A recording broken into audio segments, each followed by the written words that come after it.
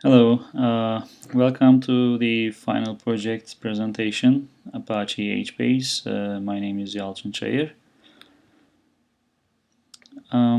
HBase is a distributed column-oriented database built on top of HDFS.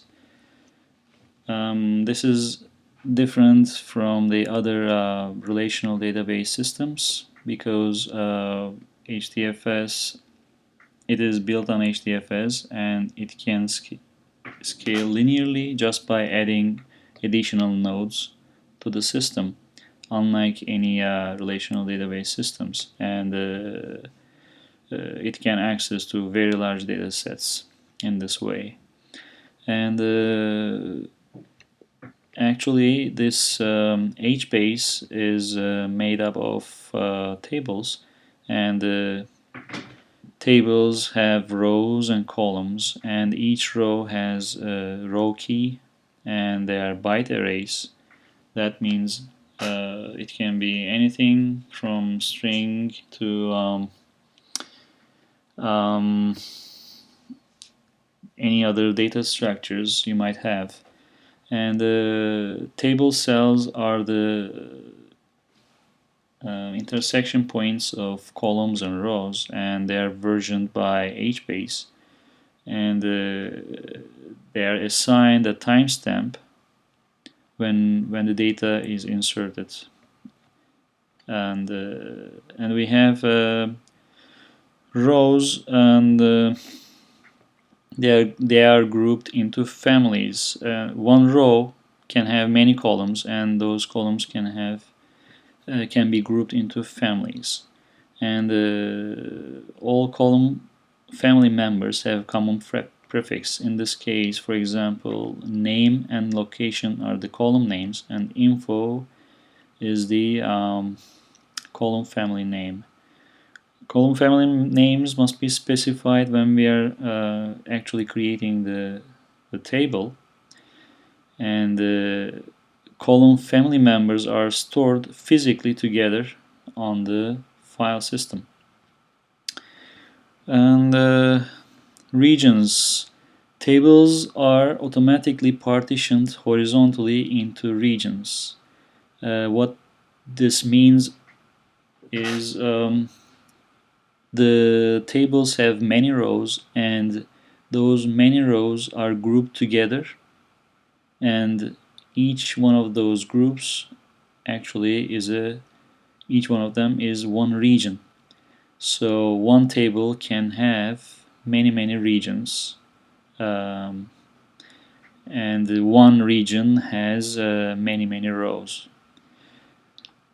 And initially, a table comprises a single region. It starts with one region, and then as the table grows, the number of regions grows. It is this threshold number of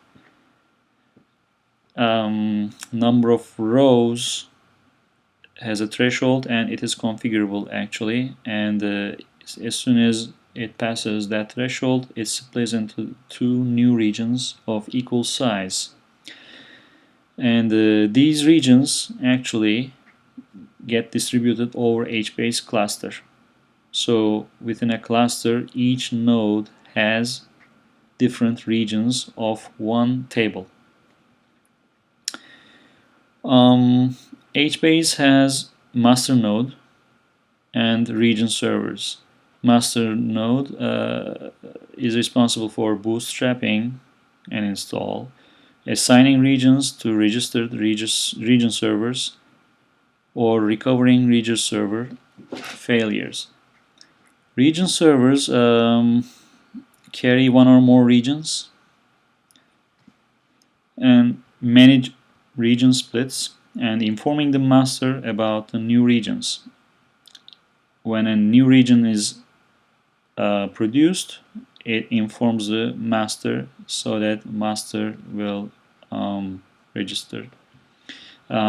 assign these to the regions, to the region servers. There's a tool called Zookeeper, and HBase actually depends on this Zookeeper, and it's a centralized service for configuring information, naming, providing distributed synchronization, and providing group service tool. And actually HBase, all the regions is mediated. Assignment of the regions is mediated via Zookeeper, and when bootstrapping a client connection to an HBase cluster, the client must be passed the location of the Zookeeper ensemble, so that the client can navigate the Zookeeper and learn about the cluster attributes. For example, location is an attribute. Installing HBase. To install HBase, we just go to the mirror site and download the version of HBase we want, and then unpack it into a directory in our system, and it installs. It requires Java 6, and also it requires that the loopback IP address should be specified in the etc/hosts file as 127.0.0.1. This is a requirement. I mean, HBase looks for this address. And Java home needs to be specified, needs to be set, and HBase home needs to be set. HBase home actually points to the directory to the directory of your HBase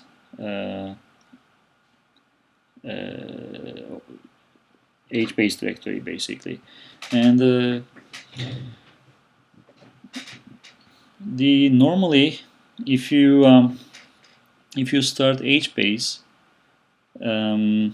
it will start using the /temp directory for all the data.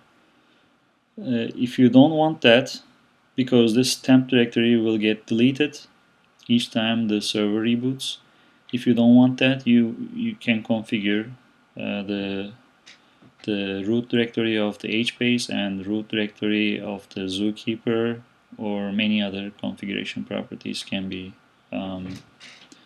configured within this file. And compatibility with Hadoop.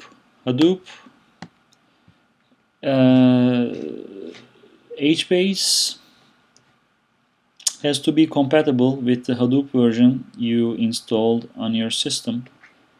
And for example, I am using Hadoop 2.x version on my system, and when I download HBase-094.7 or 92.2, they are compiled against Hadoop 1.0x versions, so they are not compatible. So HBase cannot run on my system because I have Hadoop 2.x.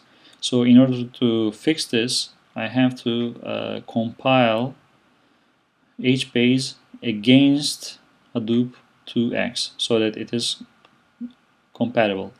So in order to compile and build the HBase, we need to get the source code. To get the source code, we need to install Subversion and then check out the HBase source code using this URL. And once we get the URL, we use Maven. We need to first, of course, we need to install Maven on our system as well to use this. And we use Maven and then pass -d hadoop.profile equals 2.0 to compile against the Hadoop 2.x version. so that it will produce HBase that -097.7tar.gz file, and this will have the library for Hadoop 2.x. After installing HBase, we can just type HBase and see the options, what options it has. For example, it has DBA tools, right? When we type HBase space shell, it will launch the HBase shell. Or when we type HBase master, it will run the master or region server or zookeeper. We can manage all these programs individually using HBase, and also we can get the class path from HBase as well. To start the HBase, just type start-hbase.sh. We can type this anywhere we want because we previously added the HBase home environment to our profile, and it will start the master, and then it will start HBase. Basically, it will start zookeeper, and you should be careful. You should look at the logs folder and then make sure that there's no error occurring. And to launch shell, HBase shell, just type HBase shell, it will launch it, and then we can create the tables within the within HBase shell, basically. For example, let's create a test table. We use create command. Test is the table name, and CF is the family column family name. And then to verify that, just use list command to list the all the tables in the HBase. And let's put some data within our table. We use put command, and the put command gets a table name as an argument. We pass the test, our table name, and row, and the column with the prefix of column family and the value. And it will row 1 is the row ID here, and here is the second row, and then here is the third row. These are the values for specific rows, and B and C are the column names. And let's to see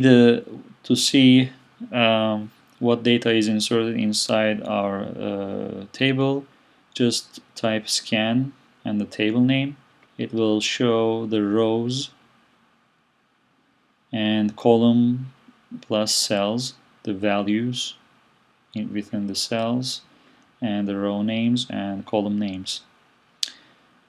And to get a single row, just use the get command and table name and then the row ID. It will return the value, the cell, and then the column.